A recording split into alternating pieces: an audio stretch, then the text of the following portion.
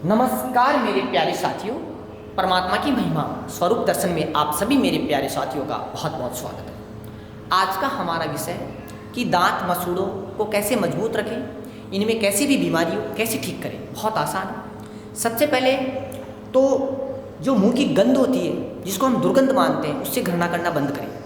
दूसरी चीज़, अपना पेट ठीक रखें क्योंकि पाचन तंत्र से इनका सीधा कनेक्शन होता है। तीसरी चीज़, जब आप फ्रेश होने जाए तो दांतों को भींच के फिर मल का त्याग करें। चौथी चीज़, जब आप उंगली से मंजन करें तो अपनी उंगली से इनको बड़े प्रेम से इतना मसाज करें कि लार बननी चाहिए, और जब आप ये क्रिया करें तो आपको अच्छा लगना चाहिए।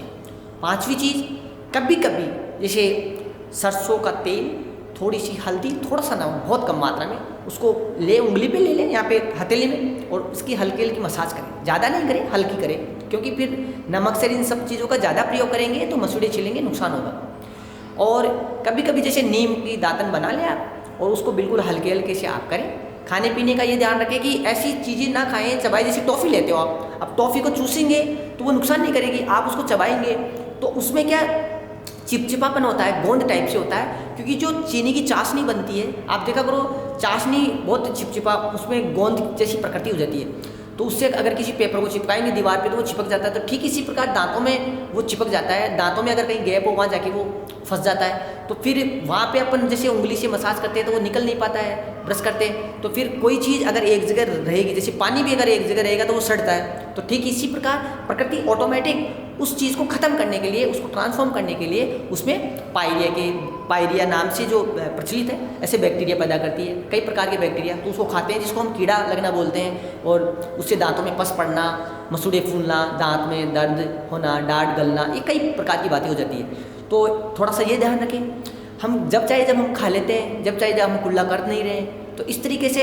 थोड़ा साफ सफाई का ध्यान रखें। पर ये नहीं, अब जैसे ब्रश करते हैं, ब्रश करने में कोई खतरा नहीं है। आराम से अगर आप ब्रश अच्छे तरीके से करेंगे, हल्के हल्के से करेंगे तो ब्रश कर सकते हैं, ब्रश करने में कोई। पर हम दिन भर ब्रश करेंगे तो भी खतरा है, क्योंकि फिर दांतों के ऊपर जो इनेमल लेयर होती है वह घिसती है। और सबसे अच्छी बात देखा करो, पशु जब चारा खाते हैं तो वो कितनी जुगाली करते हैं। तो आप जैसे दांतों से बहुत अच्छे से खाना खाओगे, समय लग जाएगा, अच्छे से चबा चबा के खाएंगे तो पूरे जबड़े का एक्सरसाइज होती है, ये क्रिया योग है।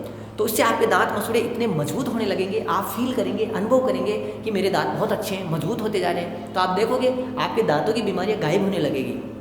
मंजन जो आते हैं आयुर्वेद के अंदर, या जैसे मांजन होती है, राख होती है, उससे भी आप कर सकते हैं। तो इनके लिए बहुत ये साधारण चीज़ें होती है, बहुत आसानी से फ्री में भी उपलब्ध है, क्योंकि प्रकृति हमें सब कुछ बहुत लुटा रही है। हमारा बर्तन उल्टा पड़ा हुआ है, हमारे को बर्तन को सीधा करना है। जैसे ये बर्तन सीधा होएगा, प्रकृति उसके अंदर सोना चांदी हीरे जवाहरात सब डाल रही है, पर हम क्या अंधे होकर चलते हैं। तो हमें जैसे दांत हो रही है, हम किसी के दांत देखते हैं, किसी के दांत पीले हो गए, किसी के कैसे हो गए, तो हम घृणा करते हैं, तो वो बीमारी हमारे आने वाली है, ये पक्की बात है। तो हम किसी के भी दांत देख के उसके मुंह से अगर दुर्गंध आ रही है, कैसा भी उसका मुंह हो, हमें उसको ईश्वर के रूप में स्वीकार करना चाहिए, क्योंकि जब तक हम उसको ईश्वर के रूप में मानेंगे नहीं, तो आप चाहे दांतों की कितनी सफाई कर ले, कितनी दवाई दे दे, वो इलाज नहीं होने वाला है, क्योंकि हम सब कनेक्टेड है। तो इसलिए ये प्राण से रिलेटेड है, प्राण ही दांत के रूप में प्रकट हो रहे हैं, प्राण ही मसूड़े बन रहे हैं। पर जब तक हम एक विचार के ऊपर नहीं टिकेंगे, हमारा एक लक्ष्य नहीं होगा, हमारे अलग अलग विचार होंगे, तो फिर कभी दांत और मसूड़े में गैप दिखेगा, तो कभी दांत के मसूड़ा चिपक जाएगा, इस तरीके से। तो ये आपको निर्धारित करना है कि आप चाहते क्या है। बहुत बहुत धन्यवाद।